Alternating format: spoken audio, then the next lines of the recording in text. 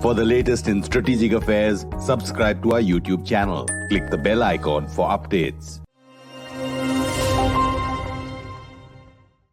Hello and welcome to StratNewsGlobal. I'm Nitin Gokhale and you're on our daily evening show, The Gist.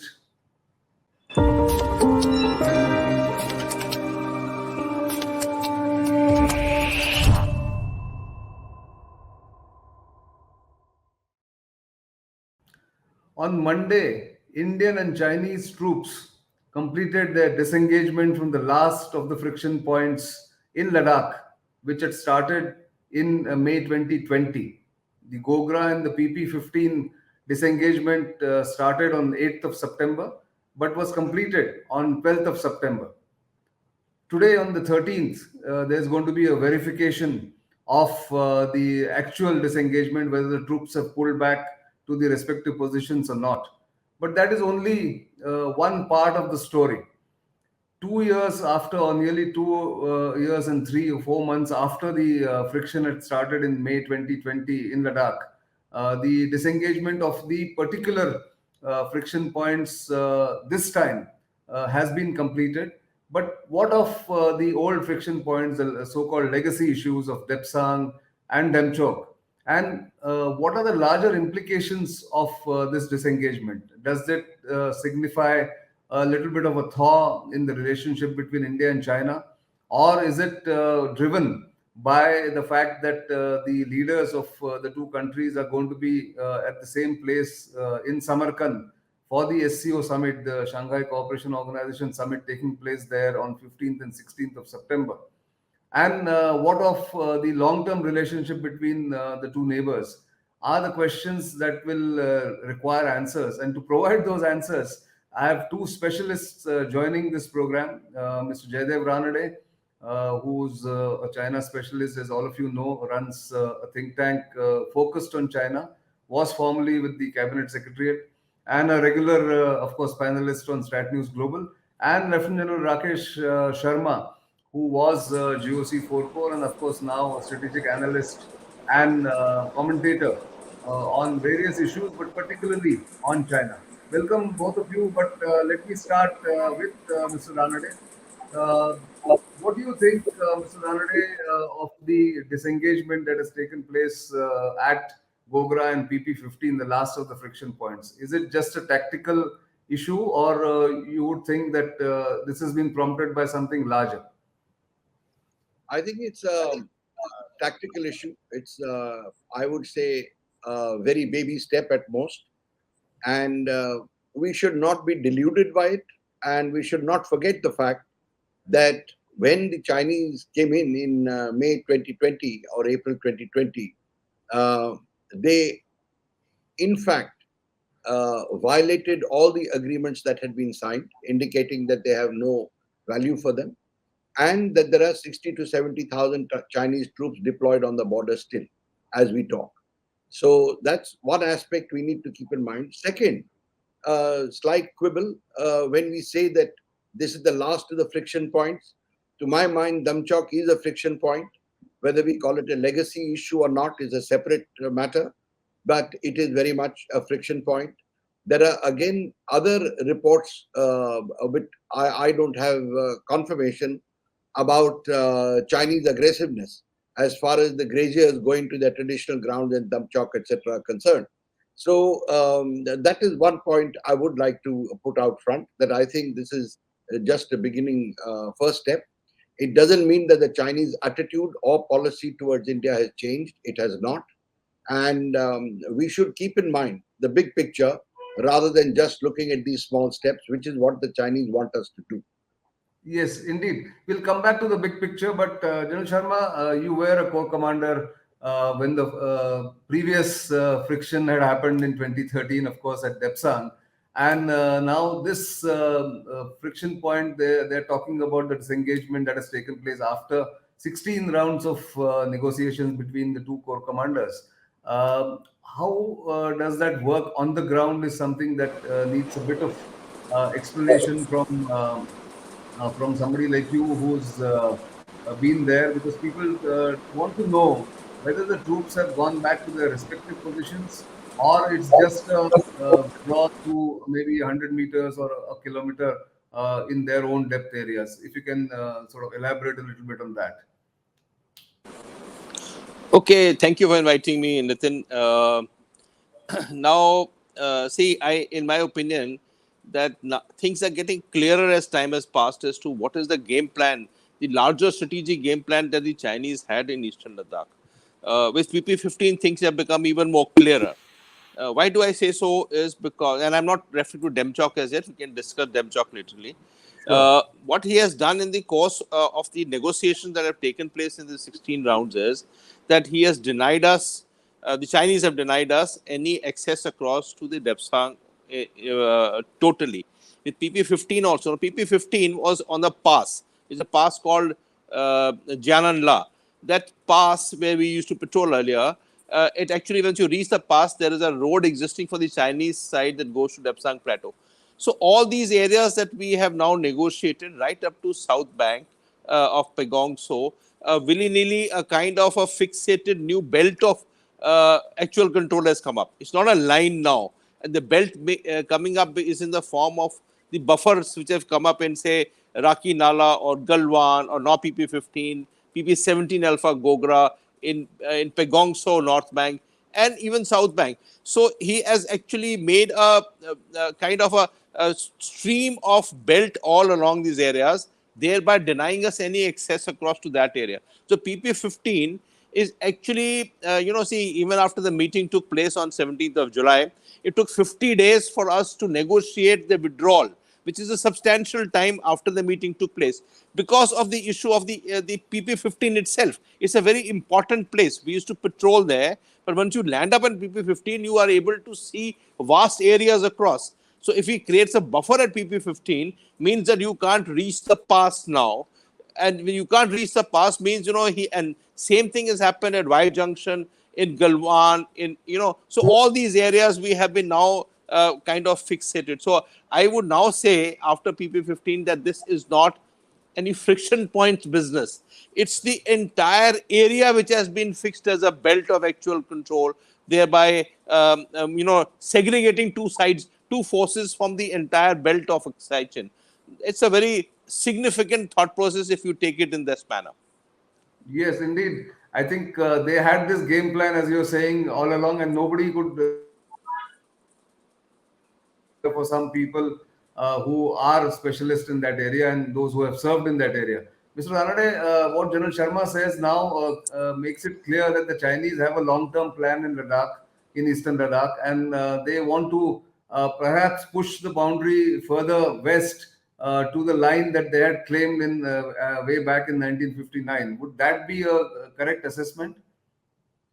If you recall, Nitin, right from the beginning when they started, including on your show, I had said that the Chinese have a larger game plan, which includes cutting off our access to the Depsang Plains.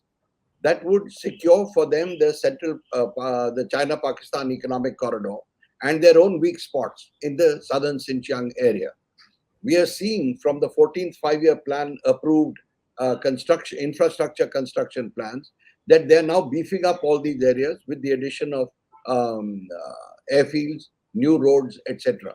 So what General Sharma is now saying, in fact, not only substantiates that, but adds to my mind a worrying aspect where we are acquiescing to the Chinese establishing their dominance in these areas, which will be to our disadvantage in future. If what General Sharma is saying is borne out in the next few days, and I'm sure he's verifying it as to how far back we are going and how far, I don't have those details. So that's one aspect I would like to say. The second, to my mind, I have seen no backing off, and neither have I seen any indications of backing off of the Chinese from the areas where they are. No reduction in troops, no easing off in the number of or the type of equipment being inducted into the Western Theatre Command. I keep harping on Western Theatre Command because that is the one bang opposite us and which is going to cause us problems. In this context, let me also add a couple of more points. which is the attention being paid by the Chinese leadership to the Western Theatre Command. And that is something we should not lose sight of, because we may say, oh, that's a political thing, etc. It's not. The fact that the Western Theatre Command is sending 30 delegates to the 20th Party Congress, which will be held from 16th of October, which is double the number of delegates being sent by any of the 4 other theatre commands. That in itself carries the message of the importance being given now by the Chinese leadership to the Western Theatre Command. Earlier, let me remind your viewers that the priority among the theatre commands was Eastern, Southern, then Western, Central, Northern.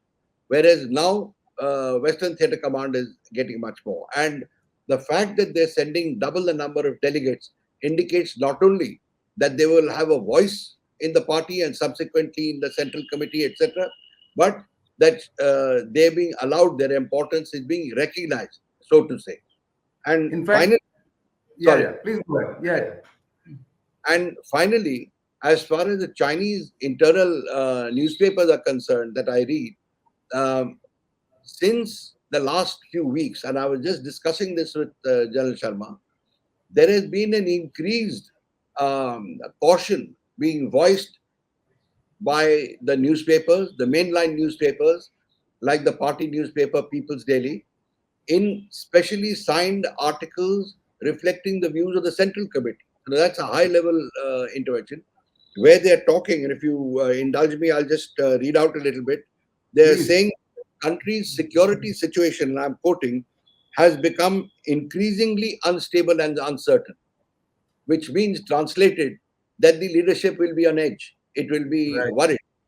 Second, coming closer to home, it says that CCP, that means the Chinese Communist Party's leadership concern, it expressed at the increasingly, and I quote, prominent issues related to maritime disputes, and here I quote again, the increased likelihood of chaos on our doorstep.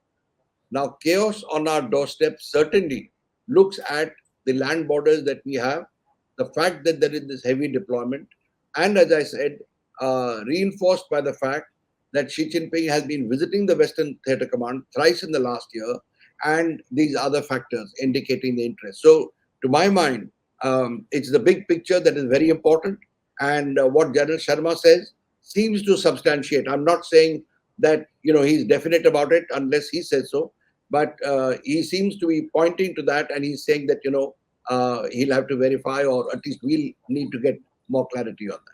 Absolutely. No, just one point to all the 3 points that you mentioned about the delegates going from Western Theatre Command, which is now the most important theatre command in the Chinese PLA and for the CCP. One of the officers who sort of fought or was involved in the fracas in Galwan is also one of the special delegates, is what one is reading in the papers. So That's it's a correct. symbolic. And so you also, I think, read that, and I think it's a deliberate symbolism or a message to the world at large and to India in particular. So I think we have to be careful, of course. But coming to you, General Sharma, this means, if we go by what you have already surmised and what Mr. Ranade has been saying, that means now India has no option but to be on constant vigil in Eastern Ladakh and beef up both infrastructure as well as the troops' presence and all the other paraphernalia that one requires to secure the border, or at least make sure that it doesn't get pushed further west. So, in that context, how is Army and the Air Force going to meet that challenge? Because maintaining troops at that altitude and also maintaining the intensity is going to be a major challenge to the leadership. Okay, I agree with what Mr. Ranade was saying, but I just take a step back before answering your question. One, 2, 3 points I wish to make. One is that see, what the Chinese have achieved is that there is no fisticuffs hereafter. There is no contact between troops at all. So what was happening over the course of last 10 to 12 years, this Gutham Gutha business, the fight and fisticuff, that they have actually protected themselves all along the line of actual control, also by creating the villages. If you add the villages, also part of it. So willy-nilly, he has done this one part of it.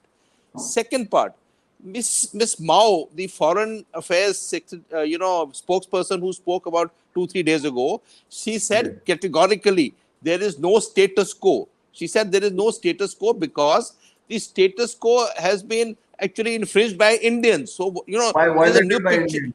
Well, Yes. yeah. So Miss Mao has actually put a new hue to the whole issue which she's saying, and she categorically said there is no status quo.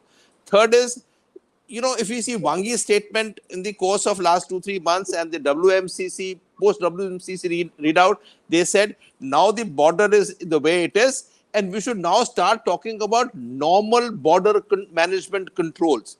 So they're saying, which is done is done. Now we should start talking about normal border management control. So all these are actually adding on to, something saying that they are satisfied with what they have achieved. It is not 1959 line. They may not be reaching 1959 line, but what they have achieved, they seem to be satisfied with it and they want to be done with it.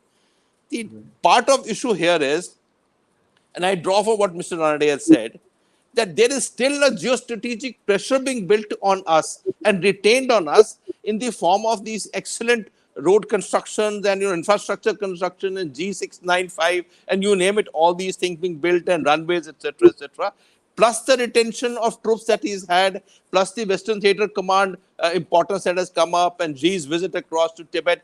So while they are satisfied with what they have achieved, at least in the Ladakh frontier, they are also retaining the geostrategic pressure to keep India tied down in a manner that we retain our forces there.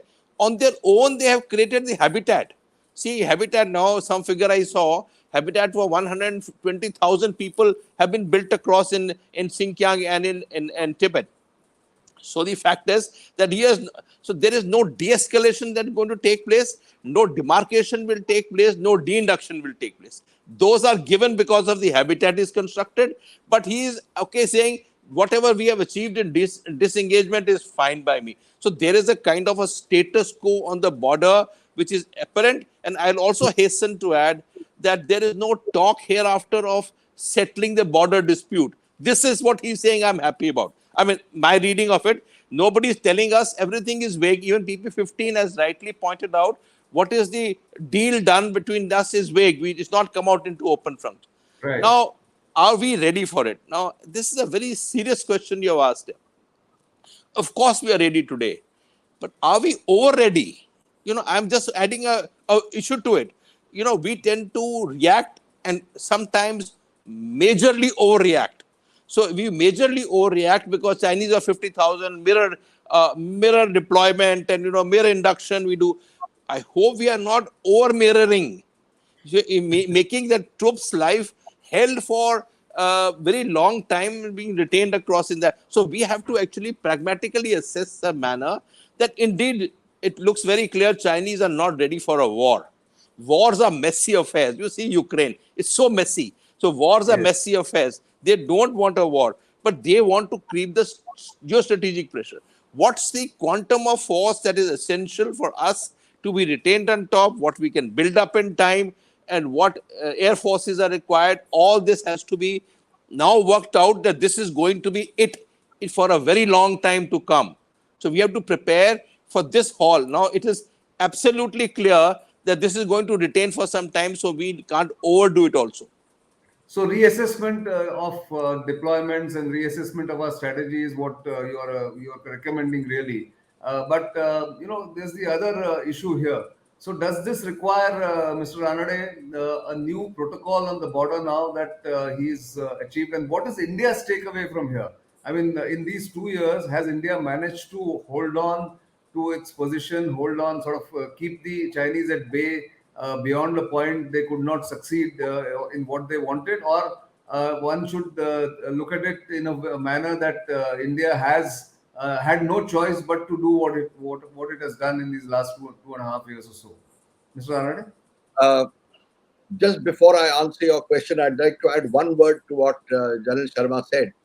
When he spoke about the Chinese being satisfied about where they are, I would add one word, which is temporarily. I think that probably will come.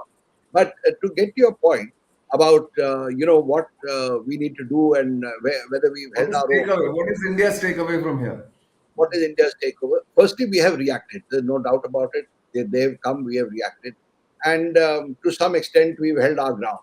But to my mind, and here I'm sort of looking at slightly ahead, the months ahead, I feel that by having these talks, by agreeing to certain compromises or certain arrangements along the various friction points, I hope we are not conveying a message that we are eager to resolve these. That eagerness will be interpreted in Beijing as a sign of weakness, and there's no doubt in my mind about that. The Right. second point that I will make is that, and I will reiterate rather, I don't think this is the end of it. As far as Xi Jinping or the Chinese agenda is concerned, India has to be subjugated. There's no denying that. They want to be number one. They can't be number one unless Asia is part of their backyard. And as long as India and Japan, these recalcitrant powers remain obstinate, they will have to put us down. And here, I anticipate not a peaceful time. I anticipate, in fact, that there may not be a war, but there will be a clash somewhere or the other. The circumstances that are developing are such. And if you look at the timelines, 2030, 2035 is by when their construction and all would have been completed, particularly the airfields, etc. And that is the time that we have before, I won't say the next major incident, because that may happen even now, but where there will be a major sort of effort against us, if not slightly before. So I think as far as we are concerned, apart from cyber, which is of course the first line of offense, I think we will have to beef up our air force. We'll have to take steps because that is what we need. We will have to, step up missile productions that can hit the Han heartland, as it is called.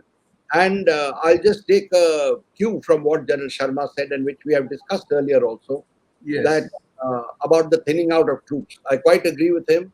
The conditions there are extremely hard. They're tough. I've been in those areas. I was there for two years when things are more primitive than they are today, than in the 70s. But I will say that thinning out is fine, but we have to refashion or redeploy our troops in a manner that our reactions are very quick and they cause pain. Because until that happens, you are not going to find any easing of pressure from the Chinese. That's a long-term pressure point that we will have to deal with. True.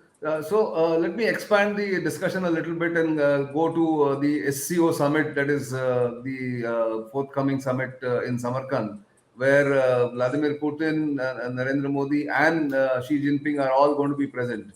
Others don't really count. These three are the heavyweights there. What is your prognosis, Mr. Ranade? And I'll come to General Sharma after that. What do you think is going to happen at the SCO summit? Are the Chinese in a mood to have some kind of a thaw being signaled to India, or both the Russians and the Chinese are going to be against India in the overall context? Well, if you read the Global Times, which has just come out on recently, they have made it very clear that Xi Jinping is going there, and he's going to sermonize all those who are present about the Chinese systems of governance, etc. So the others are going to be essentially students who will be listening to him. That's the line, and that's the attitude that China has had in the last few SCOs, Yes. much as like it or not. The Russians, I think, are in no position to try and rival the Chinese, and to my mind, at least, I know there'll be others who differ, but I think by the manner in which the war in Ukraine is playing out, the Russians are getting diminished, and they're going to have problems, maybe even internally. So that's the other aspect, and they're going to become more dependent on the Chinese for basic supply. As far as we are concerned, the Chinese academics, their writing, sometimes they're quite revealing. They are looking at us as potential spoilers of groupings that the Chinese have formed and are leading. So I think that is the way they will look at us, and they will be watching what we will be doing. And I don't think we'll be making too much of a noise. They've also said, of course, we have to read between the lines. They've expressed the hope that India and Pakistan will revive and resume and build up their trade and economic relations. Now, that is a line that China has been pushing for a long time because they're looking at it as a prelude to normalization of India-Pakistan ties. So that is what happened. That is what they're looking at it as. That's their objective. I think we have to be very careful. While attending the SCO summit, it has, frankly, for us, in my view at least, extremely limited advantages. There are probably more disadvantages by being there. But let us see. I mean, how things develop. That is why, because as I said, they're looking at us as potential spoilers. That's one of the reasons China is trying to get in more members to join the S. True. General Sharma, last word to you. SCO is upon us. It's just 2 days away. In fact, we have my colleague Surya Gangadharan in Samarkand who will be reporting from there in the next couple of days. We'll get to know what exactly is happening there. But going by what is happening in the geopolitical scenario across the world, where the Russians are getting diminished, getting a beating in Ukraine, I think the Chinese are going to have a field day, and India will have to really be careful in holding its own ground.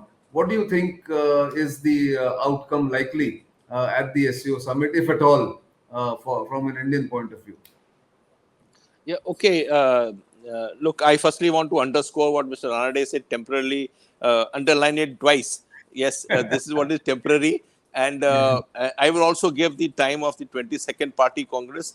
Before the 22nd Party Congress, he'll be an old man coming to be 80, that is President Xi. He will like to achieve something. 2049 is too far for him. He will say, okay, I want to achieve something in my time. He can't come up to 100 years of age and say, okay, I have achieved the Chinese dream. The Chinese dream is only 10 years more and not 30 years as some might think. I have also one point here that we can be surprised in any other sector. Our ISR has to be good. We should not be surprised like the Russians were surprised in Kharkiv, why the Ukrainians kept saying Kherson, Kherson, Kherson, and landed up in Kharkiv. We shouldn't have a Kharkiv coming up in northeast or central sector in our area, and such things can happen. Now, I also endorse what Mr. Ranade said about the SCO. I think it will be just a talking shop, largely speaking. Russia is on a weak wicket. And with the Chinese, I doubt whether there will be a meeting with one-to-one take place between the principals. But even if it happens, there are other issues to be discussed. President Xi is the chairman of the CMC. What has happened in Ladakh in the course of 2.5 years has his blessings. Now he can't tell, okay, yeah, we go back to whatever areas they want to go back. It won't happen. They can discuss platitudes. Some people will talk about body language and shaking hands and all these things. I think those would matter, but nothing will come out on tangibly on the border front at all. Maybe trade issues will come up because we have very burgeoning trade. Maybe the children who are supposed to go and do students study in China issues will come up to those. There will be many other issues to be debated, but I don't think the border, there could be anything which will come out tangibly. True. So on that note, yes, please. Yes, Mr. Ranade. I just wanted to supplement what I said earlier about STO, about sermonizing and lecturing. By just out the opening few words of what the Chinese have said will happen, they have said that Xi Jinping will, and I quote, inject more Chinese wisdom to the STO. Which means his own thoughts and his own, imposition of his will. That's true. So on that note, let me end this program. Clearly, we have turbulence ahead. The headwinds are going to grow stronger for India on the northern border, and we have to be careful on how China behaves on the geostrategic stage, both in the United Nations as well as in other forums. It wants India to be subjugated, like Mr. Ranade said, and this is only one small part of the effort that India will have to make to remain firm and see to it that we don't roll over and don't get caught between the Chinese and the West especially the American and the Chinese contest that's going to happen. But that's a long haul. We'll have occasions to discuss that again. But for the time being, thank you both of you for joining and giving us your insights on the gist on StratNews Global. Thank you. Thank you. So, viewers, you must have noticed that there are headwinds ahead. India is in a very precarious position. So, do keep watching StratNews Global for such insightful discussions. And of course, you know where to reach us. Do give your feedback to us. And we will, of course, come up with more such programs in the future. For the time being, it's goodbye.